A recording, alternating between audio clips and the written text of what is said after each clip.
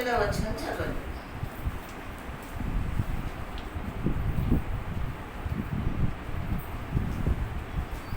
మొదటి అధ్యాయము 29వ వచనం. మరునాడు యోహాను యేసు తన యొద్దకు రాగా చూచి, ఇదిగో లోకపాపమును మోసుకొని పోవు దేవుని గొర్రెపిల్ల, నా వెనుక ఒక మనుషుడు వచ్చుచున్నాడు.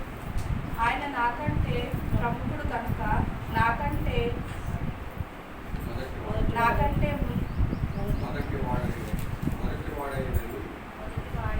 మొదటి వాడాయనని నేనెవరిని గురించి చెప్పితినో ఆయనే ఈయన. చాలండి, చిన్న ప్రార్థన చేసుకుందాం.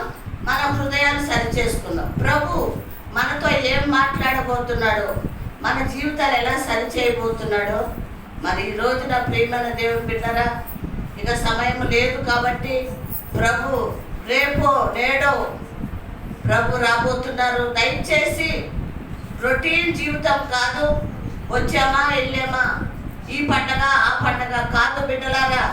నా ప్రభు కోసం నేను ఏం చేయాలి, ఏం చేస్తే నా ప్రభుని చేరుకుంటాను. ప్రతి ఒక్కరు కూడా మన హృదయాలు సరి చేసుకుందాం బిడ్డ. ప్రభా నాతో మాట్లాడండి ప్రభా.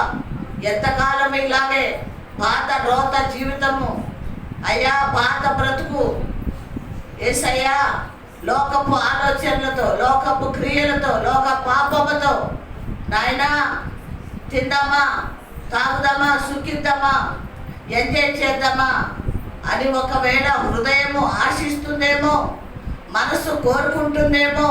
ప్రభువా మిమ్మల్ని గుర్తించట్లేదేమో ప్రభువా, మీ మాట వినకుండా ఉన్నానేమో ప్రభువా, నిర్లక్ష్యంగా ఉన్నానేమో. ఇది నా మాట్లాడు ప్రభువా. మీరు రేపో మాపో వస్తున్నారు. నాలో సిద్ధపాటు లేకపోతే మీరు విడిచిపెట్టి వెళ్ళిపోతావు యేసయ్యా. నువ్వు వెళ్ళిపోతే నాకెవరయ్యా దిక్కు, నాకెవరయ్యా నాయనా మోక్షము?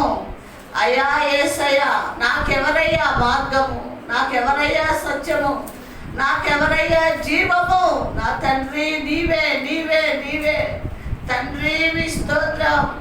ఎవరు లేరయ్యా నాకు, నీ ఒక్కడివే ప్రభా.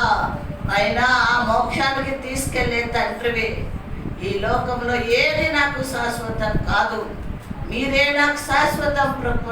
ఆయన మీరే నాకు శాశ్వతమై ఉన్న దేవుడు అని నేను జ్ఞాపకం చేసుకొని, హృదయాలు తెరవబడి అయ్యా, చెవులు తెరవబడి ప్రభా, జాగ్రత్తగా ప్రభానైనా మీ అమూలమైన మాటలు మేము విని హృదయంలో భద్రపరుచుకుని నెమరు వేసుకున్నటకు, మీరు రాకడికి సిద్ధపడుటకు కృప దయచేయమని యేసయ్య నామంలో ప్రార్థించి అడిగి వేడుకొంచున్నాను తండ్రి. ఆమేన్. హల్లెలూయా, హల్లెలూయా. మొదటి మెట్టు ఎవరు మాట్లాడుతున్నారండి? యోహాను మాట్లాడుతున్నాడు. బాప్తిసం ఇచ్చే యోహాను ఏమంటున్నాడు?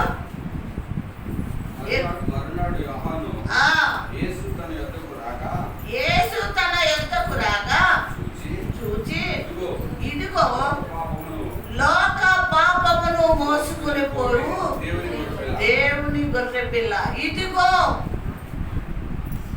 లోక పాపమును మోసుకుని పోయే ఇదిగో దేవుని గొర్రె పిల్ల పరమ నుంచి భూమికి దిగి వచ్చాడు. దేవునికి మహిమ కలుగును గాక. ఎక్కడి నుంచి వచ్చాడండి ఆయన? ఎక్కడి నుంచి వచ్చాడు? ఎక్కడి నుంచి వచ్చాడు? పరలోకము నుంచి దిగి వచ్చాడు. లోక పాపమును మోసుకుని పోయే దేవుని గొర్రె పిల్ల. ప్రియమైన దేవుని బిడ్డలారా, మన పాపములన్నీ కూడా మోసుకుని పోవటానికి దేవుడు గొర్రె పిల్లగా ఈ లోకానికి వచ్చాడు. హల్లెలూయా. దేవుడే ఎవరండి ఆయన? దేవుడే మన కోసము గొర్రె పిల్లగా వచ్చాడు. వధుకు తేబడ్డ గొర్రె పిల్లగా మన దగ్గరికి వచ్చాడు. అక్కడ ప్రియమైన దేవుని బిడ్డలారా, యోహాను మరి బాప్తిసం ఇస్తున్నాడు అందరికీ కూడా. యోర్దాను నది అది. ఎక్కడికి వచ్చాడండి? యోహాను దగ్గరికి వచ్చాడు. యోర్దాను దగ్గరికి వచ్చి, యోహాను నాకు బాప్తిసము ఇవ్వు అని బాప్తిసం తీసుకున్నట్టు మనం చూస్తున్నాం. ప్రియమైన దేవుని ఈ గొర్రె పిల్ల ఎవరు అంటే నీ నా మన పాపములు అపరాధములు దోషములు ఏమండి ఎన్నో రకాల పాపాలు ఉన్నాయి. ఆ పాపాలన్నీ మోసుకెళ్ళిపోతాకు వచ్చాడంట. హల్లెలూయా హల్లెలూయా. ప్రియమైన దేవుని బిడ్డలారా, దేవుడు మనల్ని ప్రేమించాడు కాబట్టి, దేవుడు మనల్ని సృష్టించుకున్నాడు కాబట్టి, ఆయన నిర్మించుకున్నాడు కాబట్టి, ఆయన పోలికతో మనల్ని చేసుకున్నాడు కాబట్టి, మనలో మట్టి మనుషులమైన మనలో జీవవాయువు ఊదాడు కాబట్టి, నీకు నాకు ఆయన జీవం ఇచ్చాడు కాబట్టి మనం నశించిపోవటము దేవునికి ఇష్టము లేదు. ప్రియమైన దేవుని బిడ్డలారా, లేదు. ఈ బిడ్డలందరి కోసము నేను నశించిపోతాను, కానీ ఈ బిడ్డల్ని నేను చంపుకోను. ఎంత ప్రేమ చూడండి, ఎంత ప్రేమ చూడండి ఆయనది. ఏ తండ్రి అయినా కుమారుడు కోసం చనిపోవాలని అనుకుంటాడా? చెప్పండి, అనుకుంటాడా? అనుకోడు. మాట వరుసకు అంటాడు, నా కొడుకు అంటే నాకు చాలా ఇష్టం, నా కొడుకు కోసం నేను ప్రాణమే పెట్టేస్తాను అంటాడు తండ్రి. తల్లి అంటది, అబ్బో వాడంటే నాకు చాలా ప్రేమ, వాడి కోసం నా ప్రాణమే పెట్టేస్తాను. ప్రియమైన దేవుని బిడ్డలారా, మనము మాటల వరకే చెప్తాము, దేవుడు ఏం చేస్తాడు? క్రియ రూపంలో చేసి చూపిస్తాడు. హల్లెలూయా. ఆయన క్రియ రూపంలో చేసి మనకి చూపిస్తాడు. ఈయన ఎవరంట? లోక పాపమును మోసుకుపోయే దేవుని గొర్రె పిల్ల. హల్లెలూయా హల్లెలూయా. మన ప్రియమైన దేవుని బిడ్డలారా, ఒక్కసారి ఒంటరిగా ఉండి ప్రశాంతంగా ఇట్లా పడుకొని కళ్ళు మూసుకొని లేదా కూర్చుని ఆ ప్రియమైన దేవుడు, ఆ రక్షకుడు భూమి మీదకి వచ్చి నా పాపములే మోసుకుని పోకపోతే, నా కోసం ఆయన చనిపోకపోతే ఏంటి నా పరిస్థితి? నేను చావవలసిందే, నరకానికి పోవలసిందే కదా. నన్ను తప్పించాడు ఆ దేవుడు. తప్పించాడా లేదా మనల్ని? ఎంతమంది రక్షణ పొందుకున్నవాడు ఉన్నారు ఇక్కడ? బాప్తిసం తీసుకున్నవాడు అందరూ కూడా తీసుకున్నారు, ఇద్దరు ముగ్గురు తప్ప. మనము ఈ రోజున దేవుని బిడ్డలుగా పిలువబడుతున్నాము, రక్షింపబడ్డామని పిలువబడుతున్నాము అంటే మన కోసము ఆయన ప్రాణం పెట్టాడని వాక్యం చెప్తుంది. రెండోది అదే యోహాను సువార్త 3వ అధ్యాయము 13వ వచనం. 3:13. మరియు పరలోకము నుండి దిగి వచ్చిన వాడే, అనగా పరలోకము నుండి మనుష్య కుమారుడే తప్ప పరలోకమునకు ఎక్కిపోయిన వాడెవడూ లేడు. చాలండి. పరలోకము నుంచి దిగి వచ్చిన వాడే ఎవరు? యేసయ్య. పరలోకం నుంచి దిగి వచ్చిన ఆయన ఎవరు? మరి ఎవరు అంటున్నాడు? పరలోకమునకు ఎక్కిపోయేది ఎవరు? ఏమండి? దిగి వచ్చేది యేసయ్యే, మళ్ళీ ఎక్కిపోయేది యేసయ్యే. అర్థమవుతుందన్న మాట? ఏమవుతాడు? పరలోకం నుంచి దిగి వచ్చేది యేసయ్యే, పరలోకమునకు ఎక్కిపోయేది యేసయ్యే. మన కోసం ప్రాణం పెట్టడానికి పరలోకం నుంచి దిగొచ్చాడు. మళ్ళీ పరలోకం వెళ్ళి మనకి నివాసములు సిద్ధపరిచి మళ్ళీ కూడా ఏమంటున్నాడు? నువ్వు నేను సిద్ధపడితే మళ్ళీ వస్తాకి సిద్ధంగా ఉన్నాడు. ఎత్తబడుతున్నాడు, పైకే ఎత్తబడుతున్నాడు, వస్తున్నాడు, వెళ్ళిపోతున్నాడు. సరే, మనము కూడా వచ్చాం. చాలా జాగ్రత్తగా వినండి మాట. మనము కూడా వచ్చాం. మీరు అడగవచ్చు మనం ఎలా వచ్చామని. మనము కూడా పరలోకం నుంచే వచ్చాం. హల్లెలూయా. పరలోకం నుంచే వచ్చాం కదా. మళ్ళీ ఎక్కడికి వెళ్ళాలి? అర్థమైంది కదా. ఇప్పుడు ఇందాక యేసయ్య గురించి మాట్లాడుకున్నాం ఇక్కడ 13లో. ఆయన పరలోకం నుంచి దిగి వచ్చాడు, మళ్ళీ పరలోకంకు ఎక్కిపోతాడు.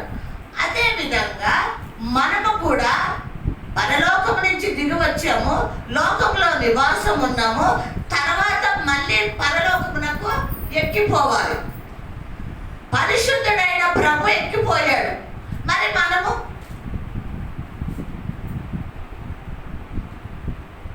పరిశుద్ధంగా జీవించాలి, వెళ్ళాలి.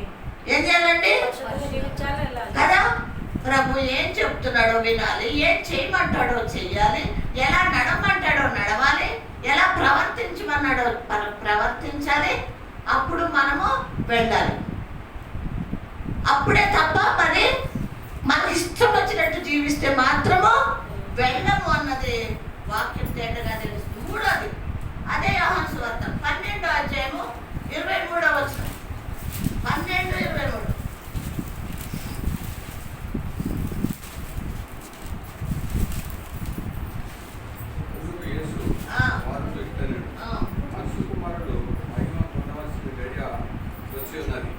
గోధుమ గింజ భూమిలో పడి సావకుండిన ఎడల అది ఒట్టిగానే ఉండదు, అది చచ్చిన ఎడల విస్తారంగా ఫలించు. చాలండి.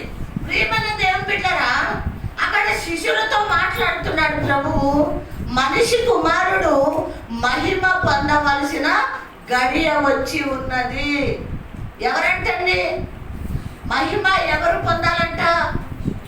మనిషి కుమారుడు పొందవలసిన గడియ వచ్చింది అన్నాడు. అంటే అంతకుముందు ఆయనకి మహిమ లేదా? అంతకుముందు మహిమ లేదా? లేదు. ఎందుకు అంటే ఆయనని లోకంలోకి ప్రభు వచ్చినప్పుడు ఎవరు గుర్తించలేదు. అర్థమైందండి? అందుకు మహిమ పొందే గడియ వచ్చింది అంటే అని ఏమంటున్నాడు? గోధుమ గింజ భూమిలో పడి చచ్చితేనే తప్ప లేకపోతే అది వట్టిగానే ఉంటుంది. ఏం చేయాలి? అది చావాలా బ్రతకాలా? ఏమండి? చావాలా బ్రతకాలా? చావాలి. ఏంటి? గోధుమ గింజ భూమిలో పడి అది చావకపోతే వట్టిగా ఉంటుంది, సస్తే ఫలిస్తుంది. హల్లెలూయా. సస్తే ఫలిస్తుంది. అందుకే ప్రభు ఏమంటున్నాడంటే, ఇదిగో నేను సిలువకి శ్రమలకి నేను సిద్ధపడుతున్నాను కాబట్టి ఇప్పుడు నేను భూమిలో పడి నేను సస్తాను, తర్వాత ఫలిస్తాను. హల్లెలూయా. ఏం చేస్తాను? భూమిలో పడతాను, సస్తాను, తర్వాత ఫలిస్తాను. అంటే ప్రభు ఏం చెప్తున్నాడంటే, నేను లోక పాపమును మోయించుటకి వచ్చిన దేవుని గొర్రె పిల్లని అక్కడ చెప్పాడు కదా. ఇదే అన్నమాట. నేను చచ్చిపోతేనే తప్ప నేను ఫలించను. అంటే తిరిగి లెగుస్తాను. ఏం చెప్తున్నాడు? తిరిగి లెగుస్తాను అని అక్కడ మరి ప్రవచనము చెప్తూ ఉన్నాడు యేసయ్య. చూడండి మత్తయి సువార్త 21వ అధ్యాయం. మత్తయి సువార్త 26వ అధ్యాయం. 26, 36 చదవండి. 26వ అధ్యాయము 36 వచనం. అంతటా యేసు వారితో కూడా గెత్సెమను అనబడిన చోటికి వచ్చి, నేను అక్కడికి వెళ్ళి ప్రార్థన చేసి వచ్చే వరకు మీరు ఇక్కడ కూర్చుండుడని శిష్యులతో చెప్పి, పేతురును జెబెదయి ఇద్దరు కుమారులను వెంటబెట్టుకొని పోయి దుఃఖపడుటకును చింతాకాంతుడగుటకును మొదలు పెట్టాను. ఏమంటే అండి, ఏం చేశాడంట ప్రభు? అక్కడ ఇత్తనము చచ్చింది, ఫలించింది. ఏం చేస్తున్నాడు? ఎక్కడికి వెళ్ళాడు? గెత్సెమనే తోటకి ఆయన వెళ్ళి దుఃఖాక్రాంతుడుగా ఉండి ప్రార్థన చేస్తున్నట్టు మనకి ఇక్కడ మనకి తెలియచేస్తూ ఉన్నాడు. దేనికోసం దుఃఖపడుతున్నాడు ఆయన? ఎవరి కోసం దుఃఖపడుతున్నాడు? మన కోసం, ఏమ్మా? మన కోసం. మరి మన కోసము దుఃఖాక్రాంతుడయ్యాడు, చచ్చిపోయి మరి తిరిగి లేచాడు అంటున్నాడు. మరి నువ్వెందుకు ఏడుస్తున్నావు? ఆయన దుఃఖాక్రాంతుడయ్యి ఏడుస్తున్నాడు, ప్రార్థన చేస్తున్నాడు కదా. మరి నిన్ను ఏడమన్నాడా? మా ఏడమన్నాడా?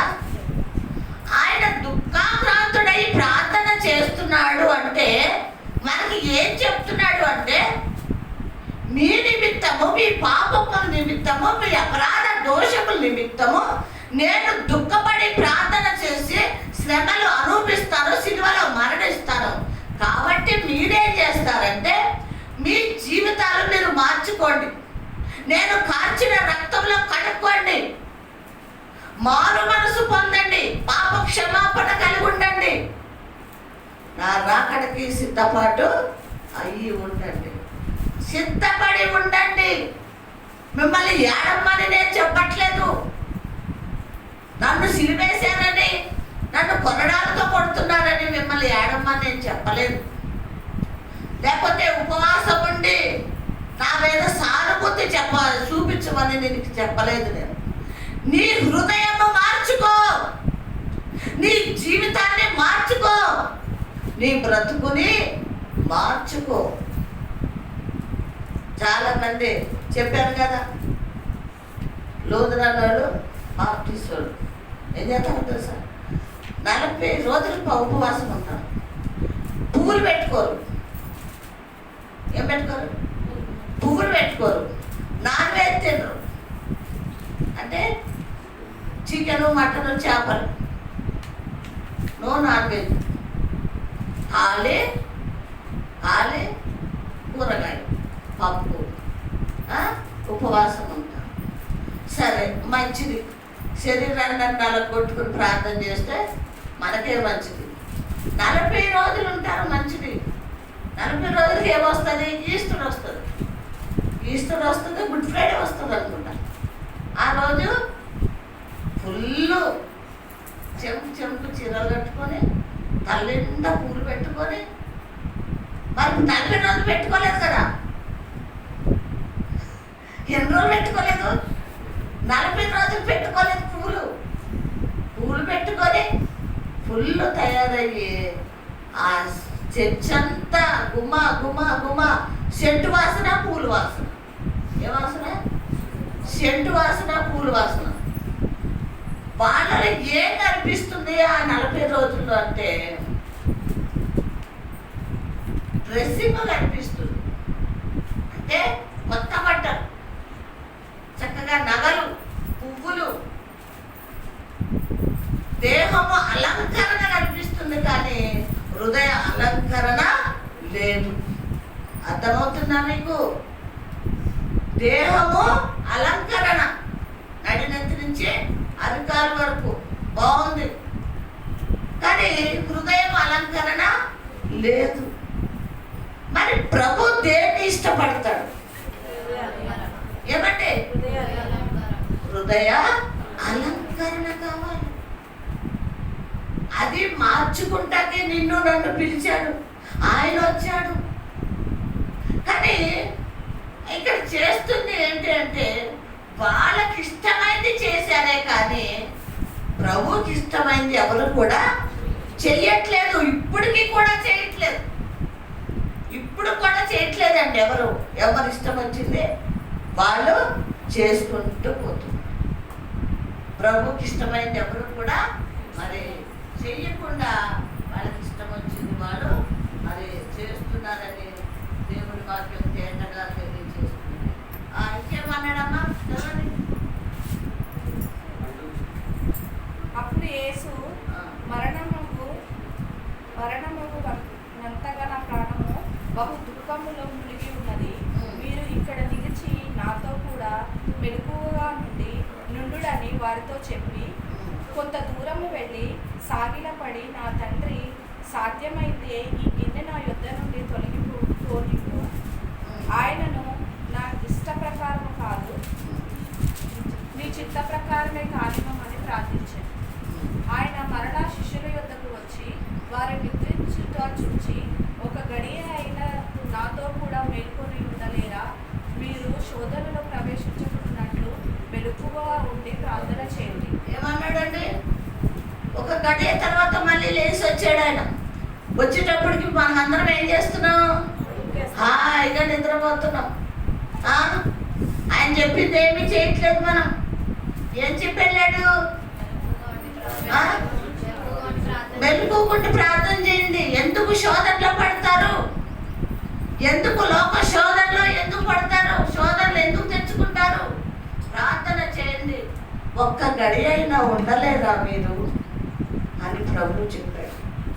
ప్రియమైన దేవుని బిడ్డలారా, ప్రార్థన చేయమంటది కూడా ఎవరి కోసం ప్రార్థన చేయమంటున్నాడు చెప్పండి. ప్రార్థన ఎవరి కోసం చేయాలి? మన కోసమా? యేసయ్య కోసమా? మన కోసమే. మన కుటుంబాలు బాగుండాలి, మన బిడ్డలు బాగుండాలి, మన భర్త మారాలి, భర్త బాగుండాలి. మన ప్రతి అవసరతలు తీరటానికి ప్రార్థన చేసుకోండి అని చెప్పాడు ప్రభు. మనం ఏం చేస్తున్నాం? మిక్కటిగా తిని నిద్రవుతున్నాం. మీరు ఒక్క గడి అయినా ఉండరా మీరు అని మరి దేవుడు ప్రభు వాళ్ళ దగ్గరికి వచ్చి మరి ఆ మాట చెప్పి మళ్ళీ కూడా వెళ్ళిపోయినట్టు మనం చూస్తున్నాం.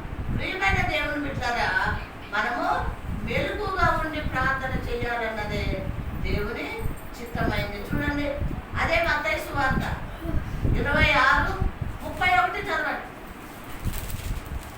31. అప్పుడు యేసు వారిని చూచి, ఈ రాత్రి మీ అందరూ నా విషయమై అభ్యంతర పడెదరు. ఏలయనగా గొర్రెల కాపరి కొట్టుదును, మందలను గొర్రెలు చెదిరిపోవును అని వ్రాయబడి ఉన్నది కదా. నేను లేచి తర్వాత మీకంటే ముందుగా గలిలయకు వెళ్ళేదనని. చాలండి. ఏం చెప్పాడండి ప్రభు?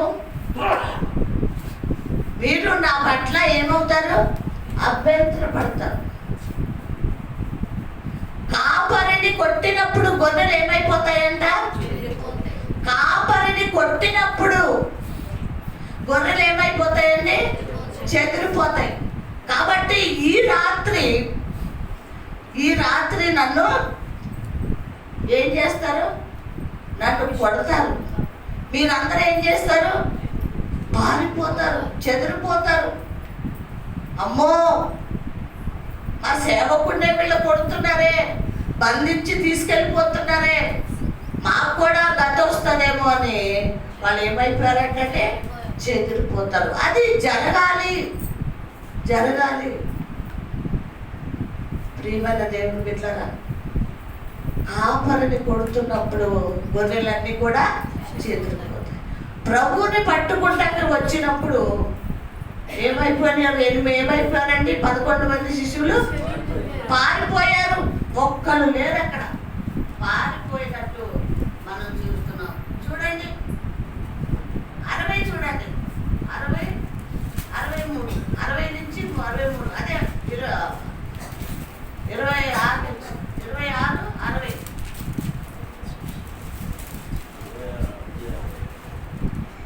అబద్ధ సాక్షులు అనేకులు వచ్చినను సాక్ష్యం ఏమీ దొరకలేదు. అబద్ధ సాక్షులు ఏం చేస్తున్నారంటే అనేకులు వచ్చి వెతుకుతున్నారు. ఏమని? సాక్ష్యము కోసం. ఎవరి మీద? ఎక్కడ దొరుకుతాడు? ఎక్కడ అబద్ధ సాక్ష్యం చెప్పి ఈయన సిలువేసి చంపేయాలి అని వెతుకుతూ ఉన్నారు. మరి దొరికిందా? ఏమండి? చదవండి. తుదకు 2 మనుషులు వచ్చి, వీడు దేవాలయమును పడగొట్టి 3 దినములలో దాన్ని కట్టగలనని చెప్పారు. అక్కడ అబద్ధ సాక్ష్యం చెప్పాలని చాలా ప్రయత్నిస్తున్నారు, కానీ దొరకలేదు. ఒక 2 ఎదవలు వచ్చారు. ఎవరు వచ్చారు చెప్పు సుశీలమ్మ? ఎవరాడు? ఆ 2 వచ్చి అంటారు, వీడు ఈ దేవాలయాన్ని పడగొట్టి వాడికి 3 దినముల్లో కడతానని చెప్పాడు. ఈ సాక్ష్యం చాలదా? భలే సాక్ష్యం తెచ్చారు. ఏమండి, అప్పటి వరకు అబద్ధ సాక్ష్యం దొరకట్లేదు. ఎందుకు? ప్రభువును పట్టుకుని సిలువైటకి ఒక 2 వచ్చి అంటారు. వాళ్ళిద్దరు ఎటువంటివో చెప్పండి. వాళ్ళ గుణగణాలు ఏంటి, వాళ్ళు ఎటువంటి వాడు, మీ భాషలో మీకు అర్థమైనట్టు మీరు ఏమనుకుంటారో చెప్పండి. కొంచెం చెప్పండి అమ్మా. నువ్వు చెప్పుచున్నాడు.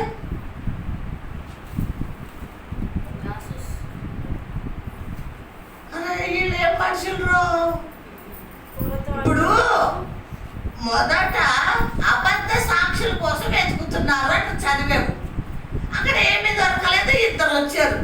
2 వచ్చి టకటకా చెప్తున్నారు. మరి వీళ్ళెవరు? దేవుడు అప్పచెప్పడానికి చూసేవాళ్ళు, దుర్మార్గులు. అర్థమవుతుందమ్మా? దేవుడు భయపలేని వాళ్ళు, అపవాది సంబంధులు. ఏమంటున్నారండి? మరొకసారి చదవండి అన్నమాట. అబద్ధ సాక్షులు అనేకులు వచ్చినాను, సాక్ష్యం ఏం దొరకలేదు. తుదకు 2 మనుషులు వచ్చి మీరు దేవాలయమును పడగొట్టి 3 దినములలో దాన్ని కట్టగలనని చెప్పెననిది. చాలండి. ప్రియమైన దేవుని బిడ్డలారా, నన్ను చూడండి. ఇప్పుడు దేవాలయం పడగొట్టి కడతానన్నాడంట యేసయ్య. వీళ్ళు విన్నారంట. వాళ్ళు వచ్చి చెప్పారు. మరి కడతాడా కట్టడా యేసయ్య? 3 రోజులు కట్టేస్తాడా? అట్లా కడతాడండి. ఆయన దేహమే ఆలయము. ఆయన తిరిగి లేస్తాడు 3 రోజులు. అట్లెట్లా కడతాడు? బాగా ఆలోచించి చెప్పండి. బాగా ఆలోచించి చెప్పండి.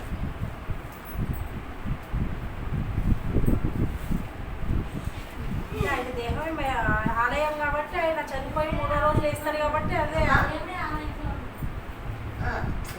అక్కడ కడతాను అన్నది అక్కడ పాయింట్. వాళ్ళు ఏమంటున్నారంటే వచ్చి ఈయన దేవాలయం పడగొట్టేస్తే కొన్ని 100 సంవత్సరాలు కట్టిన దేవాలయము పడగొట్టేస్తాడంట, మళ్ళీ కడతాడంట అని వాళ్ళు చెప్తున్నారు సాక్ష్యం. అర్థమైందా?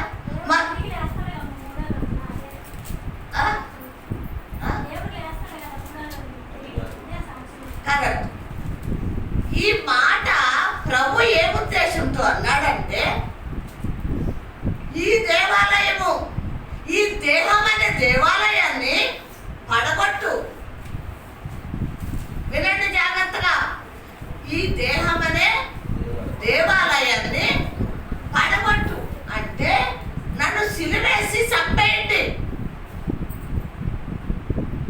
సిలువేసి చంపేయండి. నేను మళ్ళీ ఏం చేస్తానో తెలుసా? 3వ రోజున తిరిగి లేస్తాను. హల్లెలూయా, హల్లెలూయా.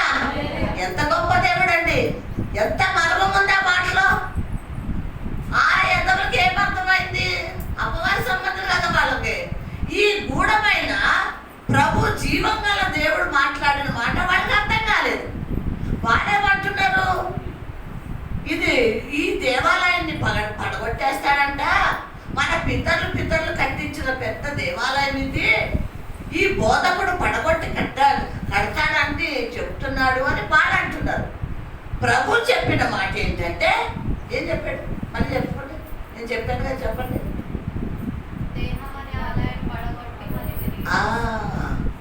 దేహం అనే ఆలయము పడగొట్టండి. మీరు పడగొడితే నేను కడతాను. మళ్ళీ నేను పడగొట్టను. అక్కడ మాటలో చాలా తేడా ఉంది. మీరు పడగొట్టండి, నేను కడతాను. అంటే మీరు నన్ను చంపేయండి, తిరిగి నేను లెగుస్తాను. దేవునికి మహిమ కలుగునుగా. హల్లెలూయా. అది సాక్ష్యం దొరికేసింది అనుకుంటున్నాడు వాడు. ఏమనుకుంటాడు? వాడు సంకలు పట్టేసుకుంటాడు. భలే నాకు సాక్ష్యం దొరికేసింది. కానీ ప్రభు అన్న మాట వాడికి గ్రహింపు లేదు. వాడు అపవాది సంబంధం కదా. జీవపు మాటలు వాడికి ఎక్కడ అర్థమవుతాయండి? పరలోకము నుంచి వచ్చే ఆహారం అది వాక్యం అంటే. ఆ మాట వాడికి అర్థం కాక వాడు నిజ కొట్టుకుంటా ఉన్నాడు. ఇక్కడ చూడండి ప్రియమైన దేవుని బిడ్డలారా, అదే మత్తయి సువార్త 27వ అధ్యాయం. మత్తయి సువార్త 27వ అధ్యాయం.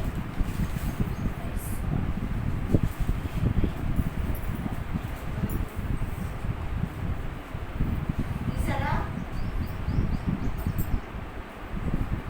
16 చదవండి. ఆ కాలమందు ఆ, బరబ్బా అను ప్రసిద్ధుడైన ఒక ఆ, ఖైదీ చెరసాలలో ఉండెను. బరబ్బా అనేవాడు ఒకడు ఖైదీ. ఖైదీ చెరసాలలో ఉన్నాడు. బరబ్బా వాడి పేరు. నిద్ర వస్తుందా? నిద్ర వస్తుందా? ఆకలి అవుతుందా? ఏదో పక్కలు కూలిపోయినట్టు కూర్చున్నాడు ఏంటమ్మా? నవ్వండి కత్తి, నవ్వండి.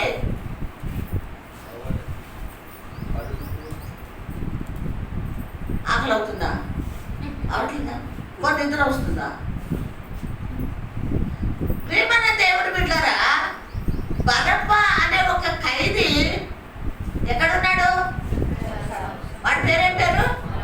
బరబ్బా. ఎక్కడున్నాడు వాడు? చెరసాలలో ఉన్నాడు. మనకు బాగా అర్థం కావాలంటే మన భాషలో ఎక్కడున్నాడు? జైల్లో ఉన్నాడు. బాగా అర్థం అవుతుంది. ఎక్కడున్నాడు రా? ఎక్కడున్నాడు రా? జైల్లో ఉన్నాడు కదా. నువ్వు చూసొచ్చావాడిని ఎల్లురా మరి ఒకసారి చూసుకోవాలి. ఎక్కడున్నాడు? జైల్లో ఉన్నాడు కదా. చదవండి. కాబట్టి జనులు కూడి వచ్చినప్పుడు పిలాతు, నేనెవరిని విడుదల చేయవలెనని మీరు కోరుచున్నారు? బరబ్బానా లేక క్రీస్తు అనబడిన యేసునా అని వారిని అడిగారు. ఏలయనగా వారు అసూయ చేత ఆయనను అప్పగించిన వారనని అతడు ఎరిగి ఉండేది. చాలా ప్రియమైన దేవుడు ఇక్కడ చూడండి.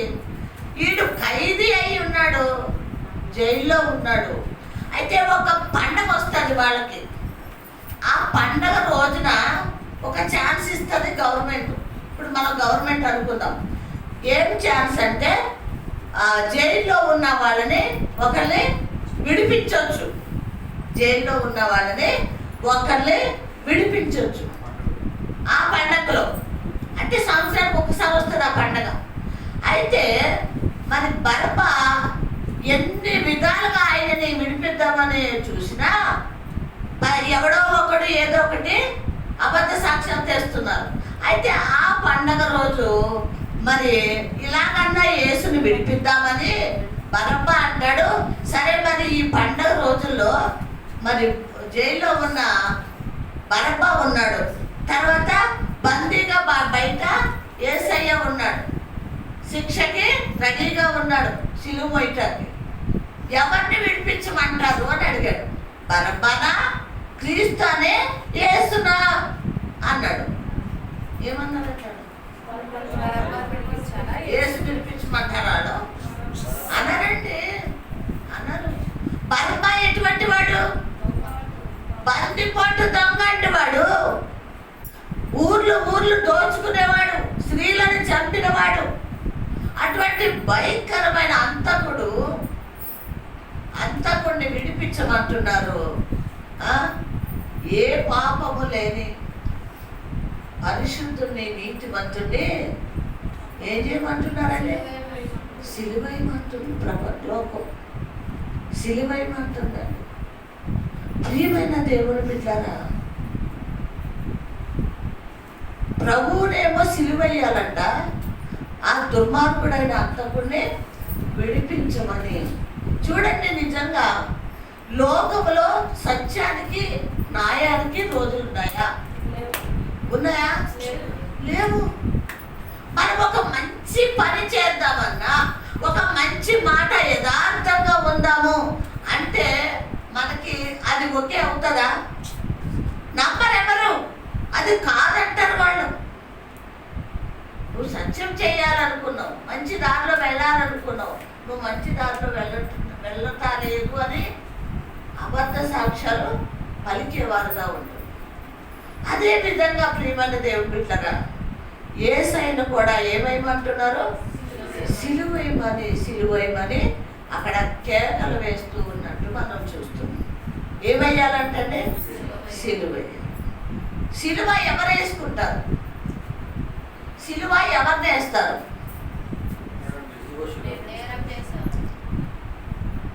నేరము చేసిన వాడిని. ఇంకా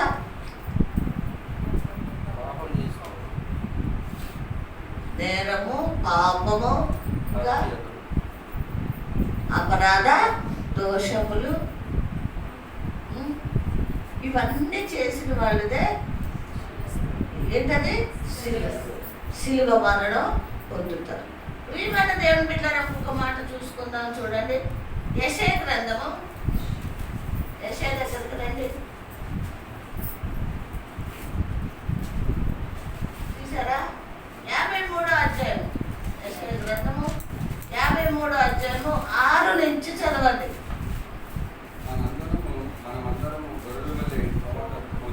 ఏమంటండి? ఆగండి. మనమందరం ఏమైపోయామండి? గొర్రెల వలె త్రోవ తప్పిపోయాం. అంటే ఏ త్రోవలో నడవలసిన వాళ్ళము ఏ త్రోవలోకి వెళ్ళాం? చెప్పండి. మనమందరము గొర్రెల వలె త్రోవ తప్పాము అంటున్నాడు ప్రభు. ఏ త్రోవలోకి వెళ్ళవలసిన వాళ్ళు ఏ త్రోవలోకి వెళ్ళాం? ఏ దారిలోకి వెళ్ళాం? దేవుడి త్రోవలో వెళ్ళవలసిన వాళ్ళు లోపల త్రోవలోకి వెళ్తున్నాం. అర్థమవుతుందండి. ప్రభు మనకు ఒక మార్గము సరళం చేశాడు, అందులో ప్రయాణం చేయమన్నాడు, దేవుణ్ణి చేరుకోమన్నాడు. కానీ మనం వెళ్తున్నామా? వెళ్ళటానికి ప్రయత్నిస్తున్నావా? అయ్యా, నేను వెళ్ళలేకపోతున్నాను, వెళ్ళే మార్గం నాకు తెలియట్లేదు, కొన్ని సహాయం చేయండి అని మరి అదన్నీ అడుగుతున్నావా? ఏమండి, అడుగుతున్నావా? వెళ్ళాలని ఆశపడట్లేదు, వెళ్ళాలని కోరిక లేదు, మరి దేవుడిని అన్న అడిగి మనము తెలుసుకుంటాం. ఏం చేస్తున్నాం మరి? ఏం చేస్తున్నాము? త్రోవ తప్పిపోతున్నాం. అంటే ఇప్పుడు అర్థమైపోయింది, దేవుడి త్రోవలో నడవట్లేదు అని అర్థమైపోయింది. అంటే మరి ఎవరి త్రోవలో నడుస్తున్నాము? ఎవడంటాడు? మనందరికి ఇష్టమైన వాడాడు, చాలా ప్రియుడు, ఆన్నే ప్రేమిస్తున్నాం. ఎవరు ప్రేమిస్తున్నారండి? ఎవరు ప్రేమిస్తున్నారు? అరే నిజం చెప్పండి, సిగ్గుపడకండి. ఎవరు ప్రేమిస్తున్నారు? అపవాదిని గాఢంగా ప్రేమిస్తున్నారు. ఎలా ప్రేమిస్తున్నారు? గాఢంగా కదా. తెలియనప్పుడు గాఢంగా ప్రేమించామండి. అందరూ ప్రేమించాం, అందులో నేను కూడా ఉన్నాను. ఆ ప్రేమలోకి నువ్వు వెళితే, వాటిని నమ్మితే, వాడు మాయలో నువ్వు పడిపోతే నీకు ఏమొస్తుందని చెప్పాడు యేసయ్య? నరకం. వాటిని నువ్వు వెంబడిస్తే, వాడి మార్గంలో నడిస్తే, వాడి మాయలో చీకట్లో పడిపోతే నీకు మిగిలేదేంటి? నరకము అని చెప్పాడు. క్లియర్గా చెప్పాడు. మనకి తెలుసు. ఎప్పటి నుంచి తెలుసు చెప్పండి? యేసయ్య మీకు, యేసయ్య మీకు ఎప్పటి నుంచి తెలుసు?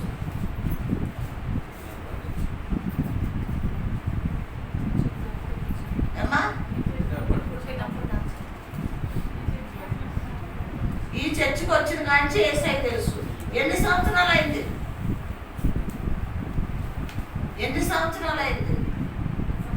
10 సంవత్సరాలు అయింది యేసయ్యని తెలిసి. అప్పుడు పరిచయం అయ్యాడు ఆయన మీకు. అదే ఎన్ని సంవత్సరాలు అయింది? 8 సంవత్సరాలు. మీకు కూడా 8. మీకు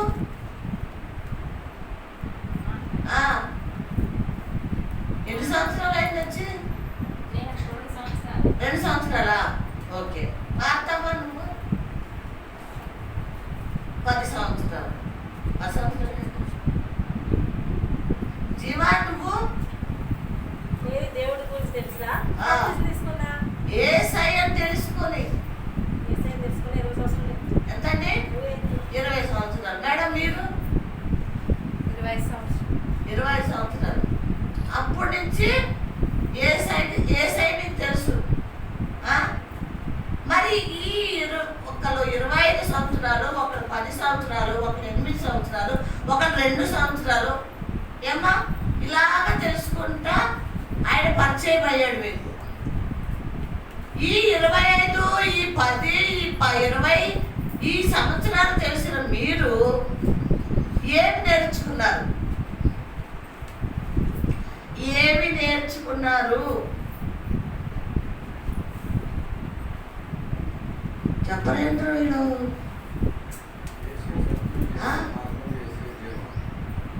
దేవుడిలో ఎలా ఎదగాలి, దేవుడు ఎలా నడవాలి, ప్రార్థన ఎలా అని నేర్చుకున్నాను. దేవుడితో ఎట్లా జీవించాలి?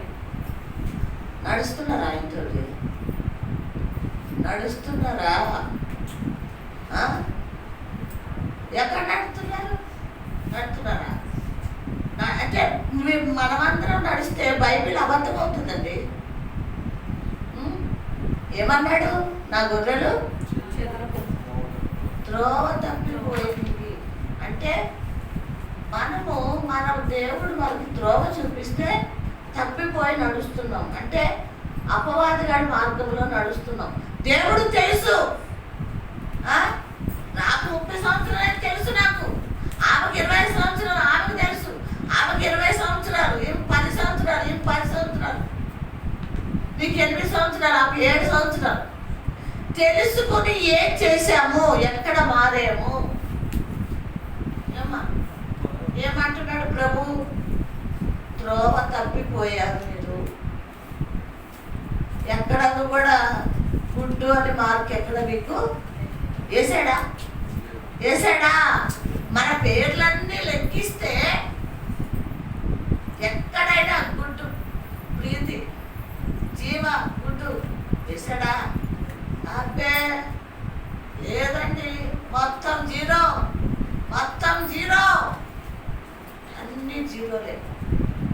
ఎక్కడ కూడా గుడ్డు లేదు. చదవండి.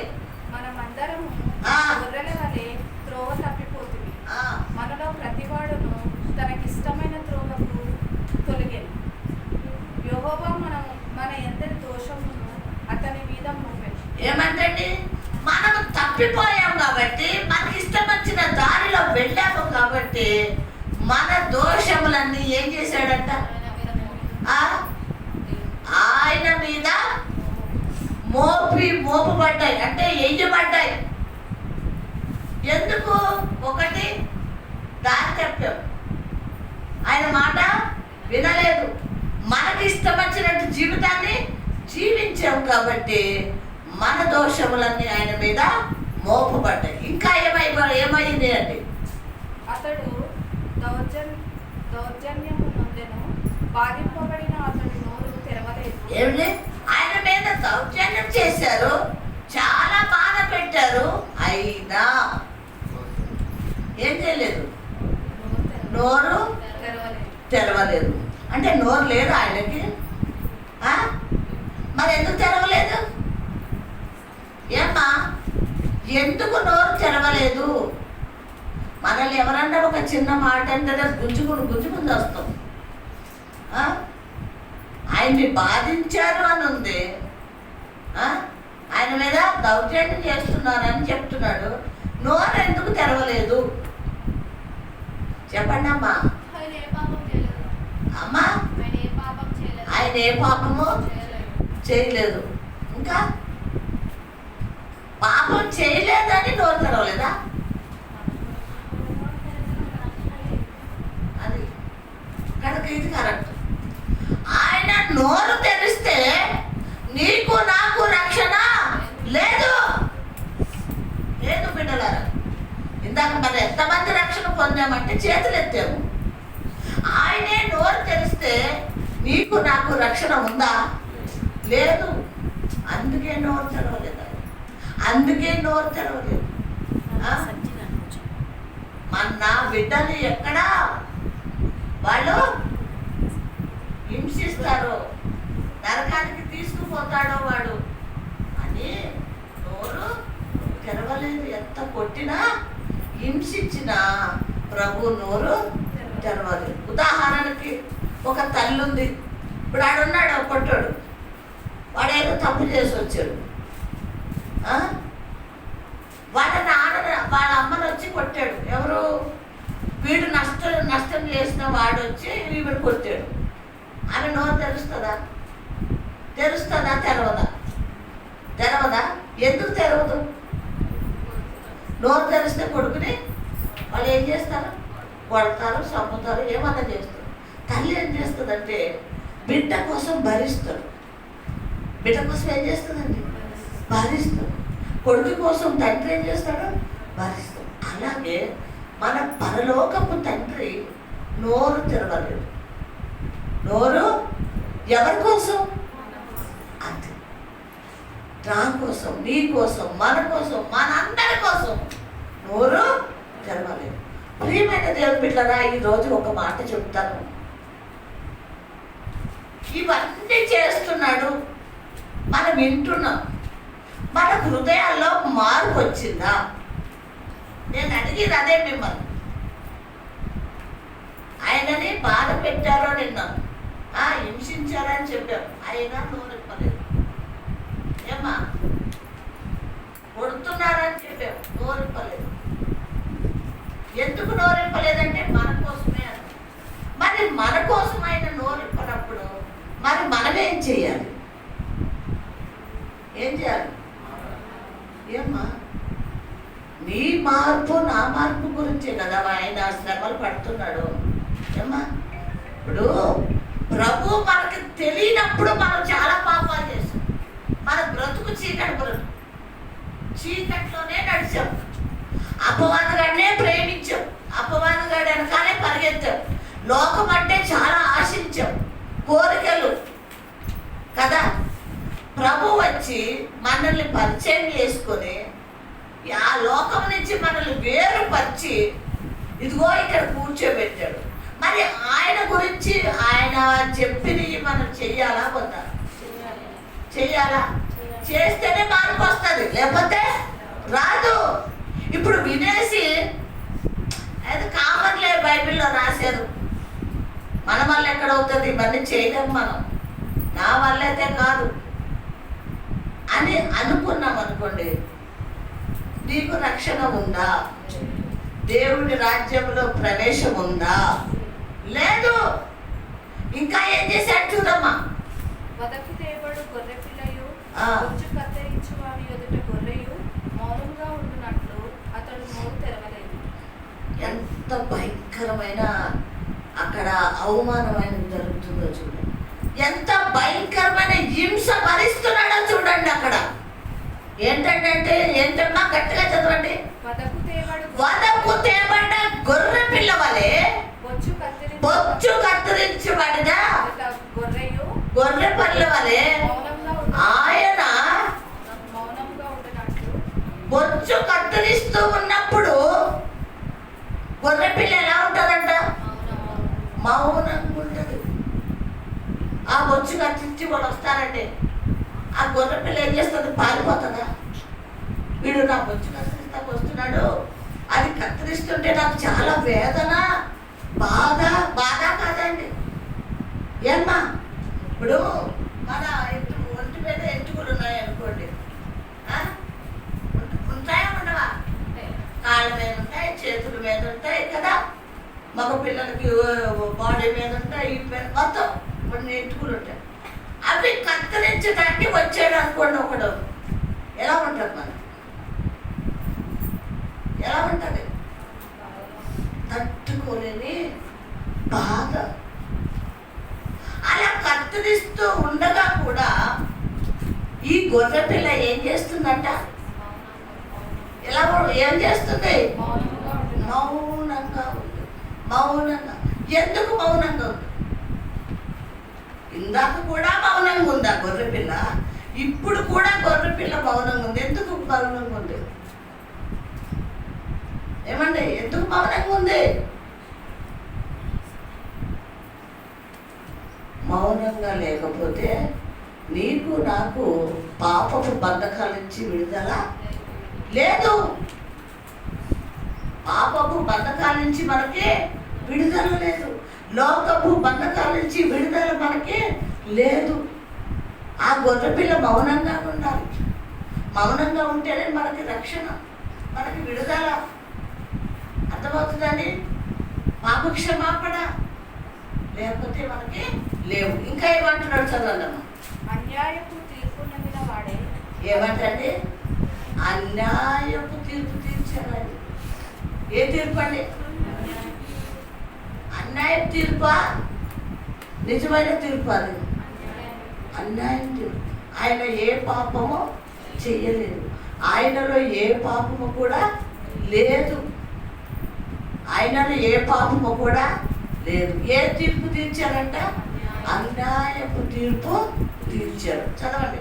అన్యాయపు తీర్పు నొందిన వాడే అతడు కొనిపోబడెను. అతడు నా జనుల అతిక్రమమును బట్టి ఎత్తబడను కదా. సజీవుల భూమిలో నుండి చాలమ్మా. అన్యాయపు తీర్పు ఆయన మీదకి వచ్చినట్టు మనం చూస్తాం. ఎవరి కోసము అంటే మన మీదకి రావాల్సిన ఆ అన్యాయపు తీర్పు ఎవరి మీదకి వచ్చింది? యేసయ్య మీదకి వచ్చినట్టు మనం చూస్తాం. చూడండి.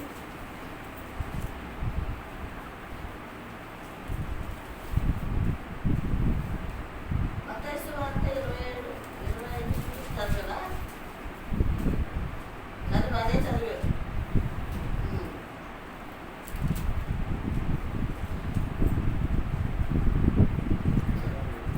చదివారు కదా. లూకాసు వార్త దగ్గరికి రండి.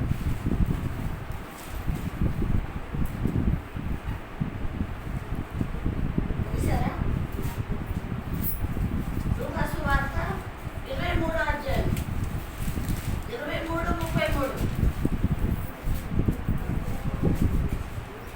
వారు కపాలమనబడిన స్థలమునకు వచ్చినప్పుడు అక్కడ కుడివైపున ఒకనిని ఎడమవైపున ఒకనిని నేరస్తులను ఆయనతో కూడా సిలువ వేశారు.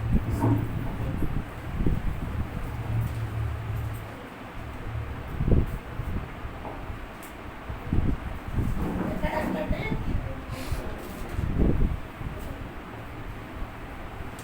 ఎక్కడ? వారు కపాలమనబడిన స్థలమునకు వచ్చినప్పుడు అక్కడ కుడివైపున ఒకనిని ఎడమవైపున ఒకనిని నేరస్తులను ఆయనతో కూడా సిలువ వేశారు. ఇక్కడ చూస్తున్నాం మన దేవుడు పెట్టరా. మన వారానికి 2 సార్లు ఈ పట్టణం చూస్తూనే ఉంటాం మనం కదా. మనము బైబిల్ చూడకుండా చదివి ధ్యానించేటంటే క్లియర్గా మనం చూస్తే ఇంకా చాలా బాగా అర్థమవుతుంది కదా. కపాలం అనే చోటున ఆయనకు మధ్యలో ఆయన ఉండగా ఎడం వైపున ఒక్కటే, కుడి వైపున ఎవరు? చూడండి చూడండి. ఈయనెవరు? యేసయ్య. ఈయనెవరు? ఏ దొంగ అండి? రెండవ దొంగ. రెండో దొంగ. ఈ దొంగ ఎవరు? మొదటి దొంగ. మరి ఏడి? మరుగైపు. లేడు కదా. అక్కడ ఏమన్నాడు? కపాలం దగ్గర అక్కడ ఆ ప్లేస్ లో ఎడం వైపున ఒకరిని, కుడి వైపున ఒకరిని ఏం చేశారు? సిలువ వేశారు కదండి. సిలువ వేశారు.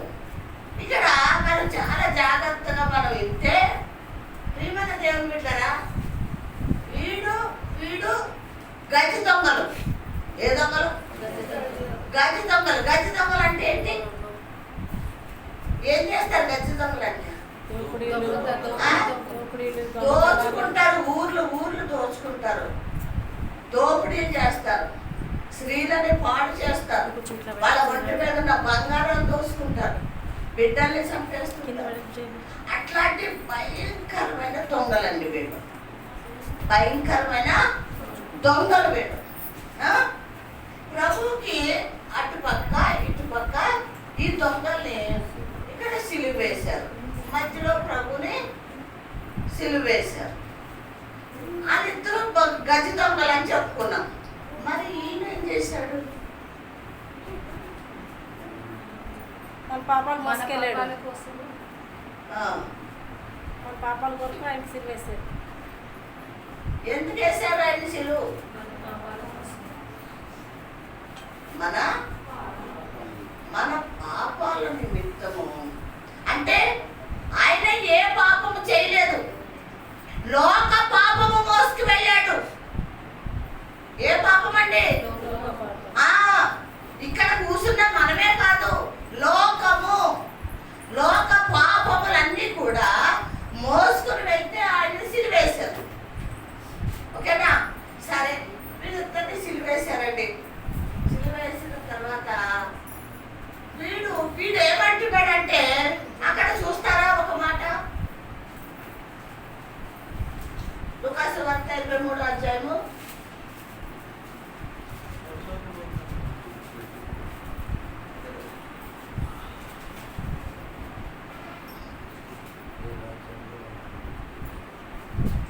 'ఇద్దరిని సిలువేశారు కదా, 31 చదువుతారా?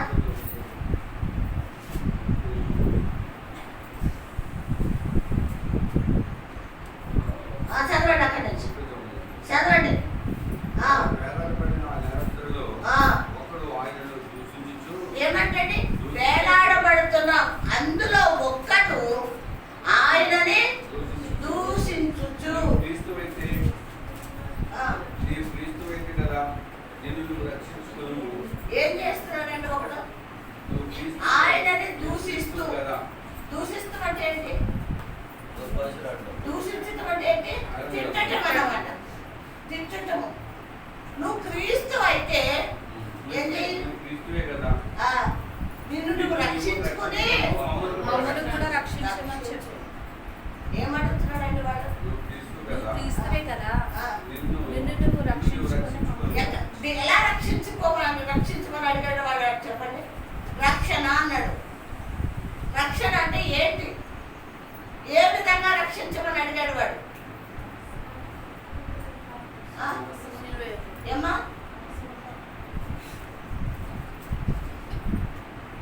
ఏ రక్షణ?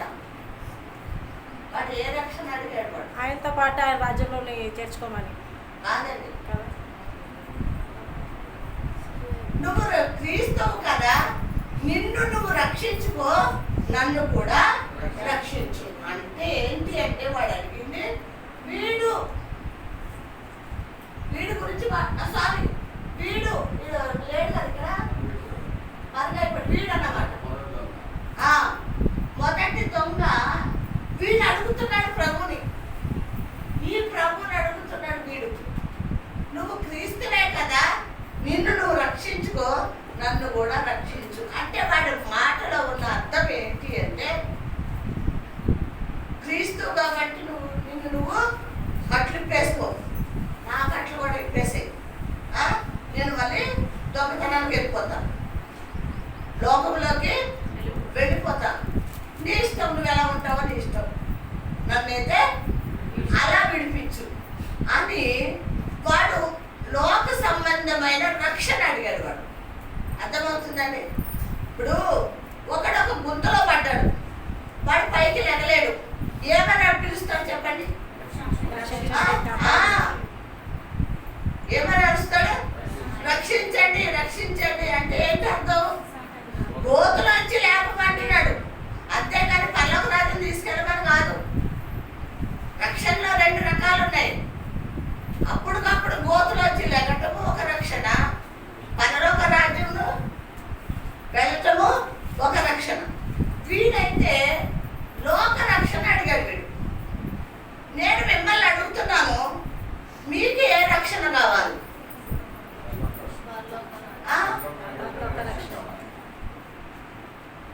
ఆలోచించుకు చెప్పండి. మాట తప్పితే ఊరుకోడా ఆయన వింటున్నాడు అంట. ఏ రక్షణ కావాలి మీకు? మీరు మొదటి దొంగ అడిగిన రక్షణ కావాలా? ప్రభు ఏ రక్షణ ఇవ్వటానికి ఇవన్నీ శ్రమను అనుభవించాడు, ఆ రక్షణ కావాలి.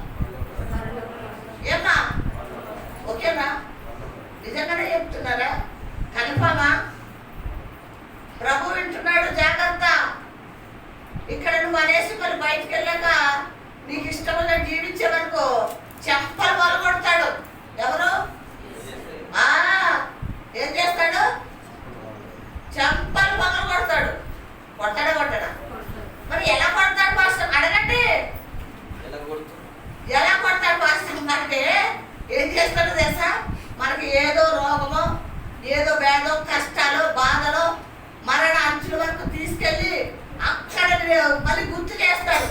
ఏం చెప్పావు ఆ రోజు నువ్వు? ఏం చెప్పావు? ఆ రక్షణ నాకు కావాలి ప్రభు అన్నావు కదా బాబు. ఏమైందిరా అని ఏం చేస్తాడు? కొడతాడా కొట్టడా జీవ? మామూలుగా కొట్టడు. వీడు ఏ రక్షణ కోరుకున్నాడు? సరే వీడు ఆ మాట అనేసాడండి.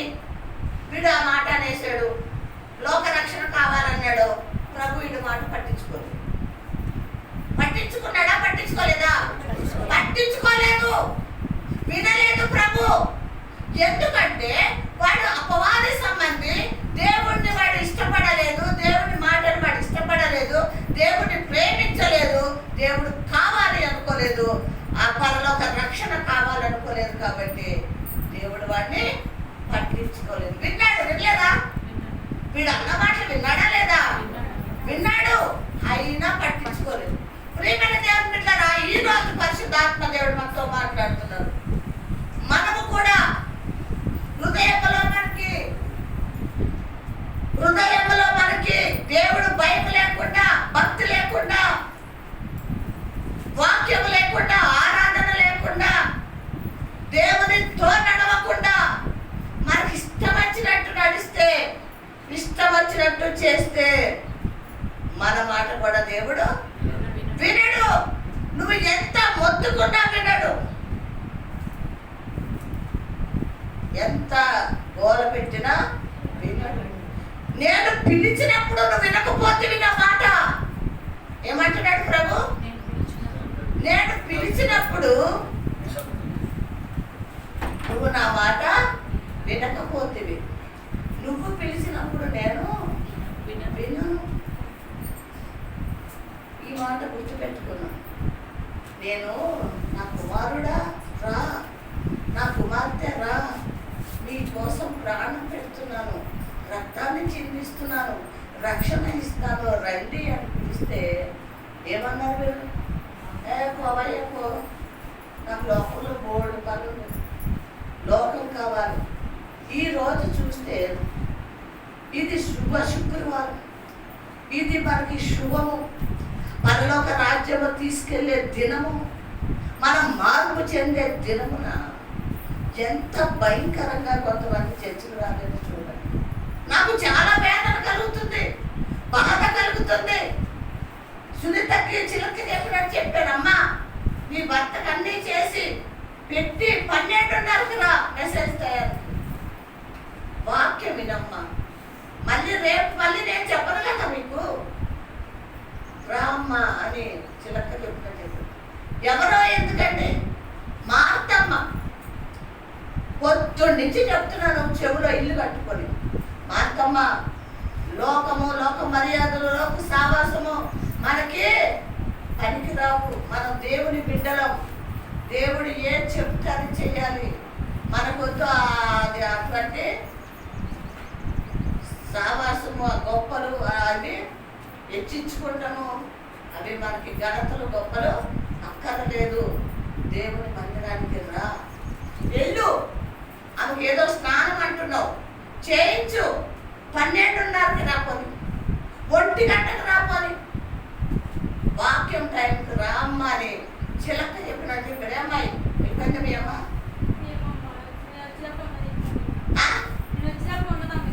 ఏం చేస్తుంది? రెడీ అవుతుంది. మీ నాన్న వచ్చాడా?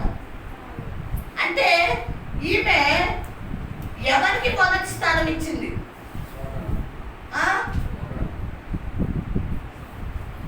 ప్రభువుకి భయపడ్డదా? మనుషులకు భయపడ్డదా? మనుషులు. ఎవరిలాగా తెలుసా? ఈ మొదటి దొంగలాగా.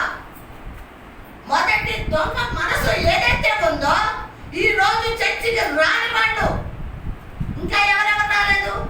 మార్తమ్మ భర్త రాలేదు, వాళ్ళ కొడుకు రాలేదు. ఏమ్మా శుభ శుక్రవారం అనేవి తెలీదా? తెలుసు.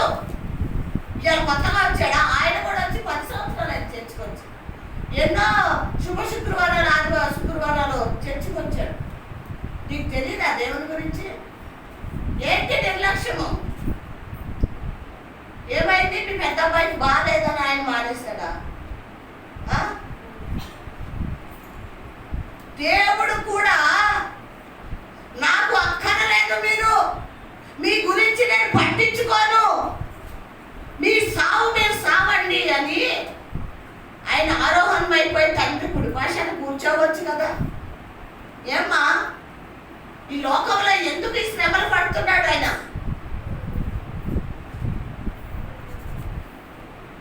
సరే బాగాలేదు, జ్వరమే వచ్చింది, పసిపిల్లాడైతే కాదు కదా, యవనస్తుడు. నువ్వు దేవుడికి భయపడే మొదటి స్థానం దేవుడికి ఇస్తావా, మనుషులకి ఇస్తావా? నువ్వు అయిపోతుంది టైం, ఇంకొక అరగంట అయితే అయిపోయిందా ఆరాధన. మనం దేవుడి మాట ఇంటే ఆశీర్వదింపబడతామా, అపవాదిగాడి మాట ఇంటే ఆశీర్వదింపబడతామా? చెప్పండి, ఎవరి మాట వినాలి? దేవుని మాట వింటే, మాట వింటే నీ జీవితంలో ఏం చేయాలో అది చేస్తాడు ఆయన. హల్లెలూయా, హల్లెలూయా. నీ జీవితంలో ఏం చేయాలో అది చేస్తాడు. ప్రియమైన దేవుని బిడ్డలారా, మరి మా మనోడు వచ్చాడు ఈరోజు, చూసారా? ఆ రూమ్లో ఉన్నాడా? అది పేరు నాది, చర్చికి రాడు అసలు, స్టీఫెన్ వాడి పేరు. చర్చికి రాడు. రోజు వాడి గురించి ప్రభు దగ్గర అడిగి విసిగిస్తుంటాయి. సైడ్ని పొద్దున సాయంత్రం విసిగిస్తుంటాను. ప్రభువా ఆ మనమండ మార్చాడు, నడిపించాడు, రక్షణ ఇవ్వండి, వాడి జీవితంలో గొప్ప కార్యం జరిపించండి. ఎవరు వింటారా? మనవాళ్ళని మార్చాడు. ఎందుకు అడుగుతున్నానంటారు చెప్పండి? ఆత్మ నశించుకోకూడదని. ఆత్మ రేపొద్దుట దేవుడికి సాక్షిగా ఉండాలి. నేను చనిపోతానేమో 2-3 సంవత్సరాలు అయితే, మళ్ళీ తర్వాత ఎవరు వాడుకుంటాడు? వాడినే వాడుకుంటాడేమో దేవుడు వాడితో మాట్లాడి నిలబెడతాడేమో దేవుడు. మరి ఇప్పుడు ఆయన సిద్ధపరచాల వద్దా? నేను ఏమ్మా సిద్ధపరచాలి, నేను వాడికి చెప్తా ఉండాలి. నాని ఏమో రేపొద్దుట నేను ఉంటానో ఉండను, దేవుడు పిలిస్తే వెళ్ళిపోతాను, నా పని నువ్వు చేయాలి, అందుకు ఇప్పటి నుంచే నేర్చుకో అని చెప్పాలా వద్దండి? మరి మన పిల్లలకి, మన భర్తలకి, మన కుటుంబస్తులకి మనం చెప్పుకోవాలా వద్దా? ఎవరికి నష్టం? మార్తం వచ్చిందండి, ఈరోజు దేవుడి మాటలు విన్నది ఓకే, ఆమె కొన్ని మాటలు గుర్తున్నాయి, మా మనసులో పెట్టుకుంటే జాగ్రత్తగా ఉంటారు. సుశీలమ్మ వచ్చింది, వాక్యం విన్నది, జాగ్రత్తగా ఆ మాటలన్నీ పెట్టుకుంటారు. దేవుడు నా కోసం ఇన్ని శ్రమ పడ్డాడు కదా, నేను మార్పు చెందాలని అనుకుంటాను. మరి ఈమె భర్త, ఆమె భర్త ఎక్కడుంటారు?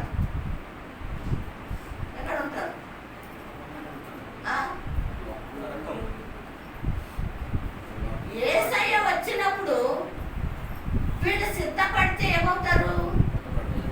ప్రభు తీసుకెళ్ళిపోతాడు, మీరు అందరినీ తీసుకెళ్ళిపోతాడు. మరి మీ భర్తలు కదే విడవబడతాం.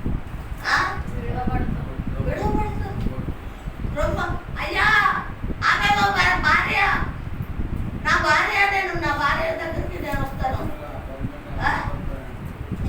ఏమంటాడు ప్రభు?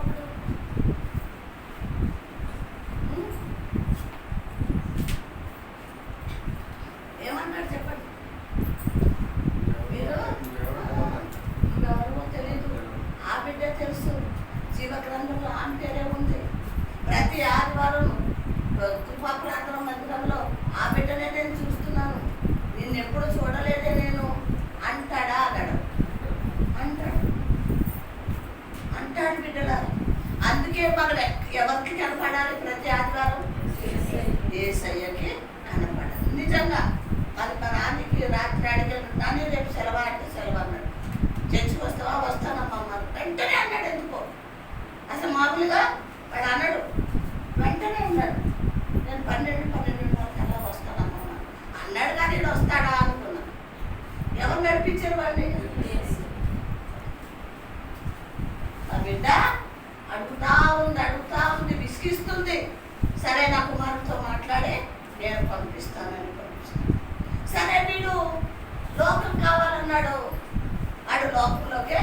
వెళ్ళిపోయారు.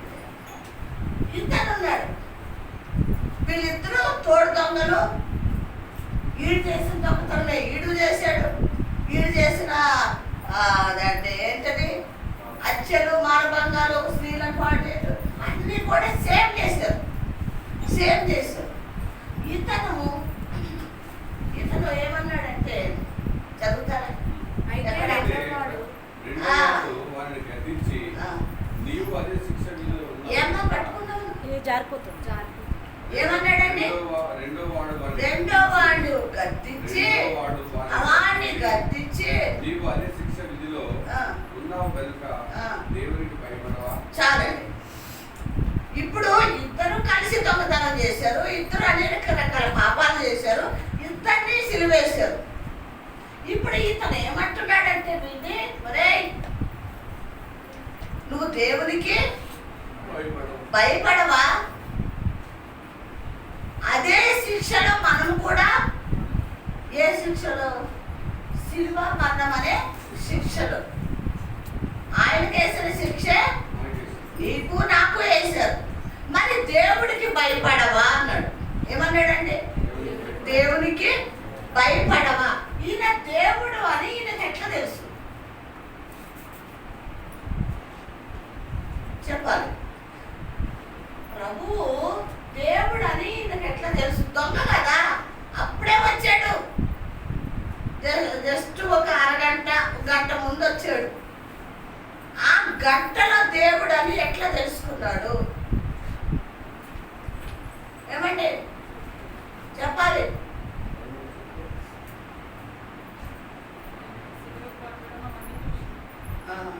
చాలాసార్లు నేను సిలువ గురించి చెప్పాను. ఏం చూశాడు? దేవుడు అని ఎలా తెలుసుకున్నాడు? దేవుడికి భయపడవా అన్నాడు. అంటే ఈయన దేవుడు అని ఈయనకు తెలుసు. ఎప్పుడు తెలుసు? మనకైతే 20 సంవత్సరాల క్రితం తెలుసు, 30 సంవత్సరాల క్రితం తెలుసు, 8 సంవత్సరాల క్రితం తెలుసు. మరి ఇతను ఒక గంట కూడా అవ్వలేదే. దేవుడికి భయపడవని ఎందుకన్నాడు?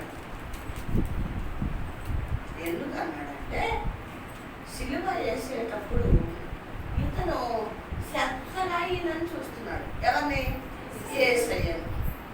యేసయ్యనే శ్రద్ధగా చూస్తున్నాడు. ఏంటి శ్రద్ధగా చూస్తున్నాడు? ఏం చూస్తున్నాడు? ఆయన్ని సిలువ మీద పడేయటం, చేతులు లేనట్టుగా ఇలా ఇట్లా గట్టిగా లాగి సాగదీసి ఆయనకి మేకులు కొట్టడం, అర్థమవుతుందా? కాళ్ళకి శీలం కొట్టడం, ఓకేనా?